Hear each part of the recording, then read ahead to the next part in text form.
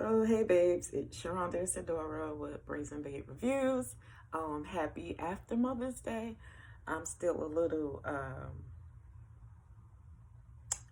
uh, you know, from yesterday. So, because we went to my mom's house and, we chilled over there, had some drinks, had some food. So, I'm still recovering from yesterday. So, this is going to be a book review. That book review will be on, excuse me, Real Men Knit by Kwana Jackson. Happy release date. Sorry, I'm reaching for my water. This book was released today. So happy release day to you, ma'am. I'm just going to read the blurb to you guys, and then I'll give you my thoughts on this book, which isn't going to be long, so this will be a short review. And I'll let you know my rating at the end. So here's the book description directly from Goodreads. Forgive me if I'm not my lively self. I'm just, I'm still recovering. So here we go. When their foster turned adopted mother suddenly dies, four brothers struggle to keep open the doors of their beloved Harlem knitting shop while dealing with the life and love in Harlem. Jesse Strong is known for two things: his devotion to his adoptive mom, Mama Joy, and his reputation for breaking hearts in Harlem. When Mama Joy unexpectedly passes away, he and his brothers have different plans on what to do with Strong Knits, their neighborhood knitting store. Jesse wants to keep the store open. His brothers want to shut it down. Jesse makes an impassioned plea to Carrie Fuller, his childhood friend, who becomes his love interest in this book, who has had a crush on him her entire life, to help him figure out how to run the business. Carrie agrees to help him reinvent the store and show him the nitty-gritty of the business.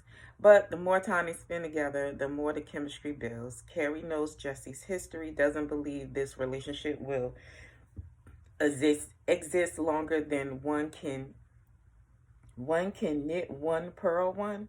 Okay, I don't even know what that means. I tried knitting. I have to pick it up again. I have to actually take a class because me trying to teach myself to knit is not panning out at all. And it's crazy because my niece actually self-taught herself and she does amazing stuff. I mean, she does like her own outfits and everything. And I'm just sitting here like, how are you even going to do that? But yeah, let's get back to this blurb. But Jesse is determined to prove to her that he can be the man for her after all. Real Men Knit. That, beautiful people, is your blurb. So my thoughts on this book: it was an okay read. It is pretty much a low angst, slow burning, ridiculously slow burning romance. The romance in this book really didn't pick up until like late in the book. I believe like after 50% of the book, we didn't even get into a romance between Jesse and Carrie. We just know that, she's always had this crush on him. He's always had this, I wouldn't say he always had a crush on her, but he started liking her, but we're really much for the majority of the book just going back and forth. Not back and forth, but we're really just learning about, Jesse's life. How him and these other men became, Mama Joy's adopted sons. This book is, for me, is just one of those books that's going to be put up under the diversity thing, because you have these four brothers, I think two of them are Asian, the other two are like biracial, you know what I mean? So we're getting, we're queuing this book up, to appeal to, a broader mainstream audience. So, right off the back, I'm going to tell y'all I wasn't even really interested in this romance. I didn't believe in this romance between Jesse and Carrie. They just weren't, two people that meshed together for me, because we got so much of, Carrie seemed like more of a caretaker to Jesse, because throughout this book we're learning, how I think one of the characters in the book pretty much called him lazy. You know what I mean? He's just written off as, kind of like the wayward brother. He can't keep a consistent job. He's always in some women's drawers, shit like that. So, it's just like, and then you have Carrie, who's this very serious person. She graduated from college. She's trying to look for a job. She's a teacher and all this other stuff. So, them just didn't, for me, it just didn't mesh well. You know what I mean? They just didn't mesh well. And then because we took so long to even get to a romance between them, by the time we got to it, I was over it. I was like, all right, well, I don't care. You know what I mean? Like, I just didn't care for the romance between them. I just didn't believe it. I thought Carrie deserved more, but I also believe that, as far as her relationship with Jesse, like, you're a grown-ass man. People shouldn't have to always jump on you or it takes your mother's death for you to get your shit together. Like, I mean, you're a grown-ass man. Like, you in your 30s or something like that. Like, dude, what are you doing? You know what I mean? So it is what it is, because all the other brothers, they have these careers and he's just flitting around Harlem. You know what I mean? So I was just like, okay, whatever. But yeah, I felt like Carrie deserved more, but Carrie also put a lot of unnecessary and undue stress upon herself. Like, I know, because she grew up in a shop. She was close to the guy's mom or whatever. So she didn't want to see the shop close either. Because the other brothers wanted to close it. Jesse wanted to keep it open. This was his thing to prove to them that he could be the grown-up that, he's supposed to be. So she didn't want to see the shop close either, but I felt like she took all this unnecessary and undue shit upon herself, because if you just graduated and you're trying to get your career together, you know what I mean?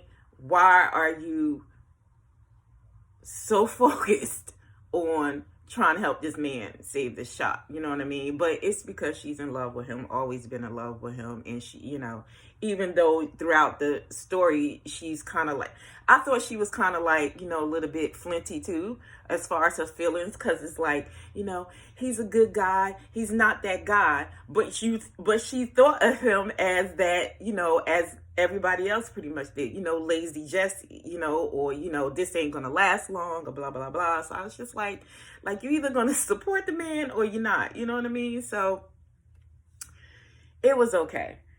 It was just like, this romance was just, it just wasn't interesting at all.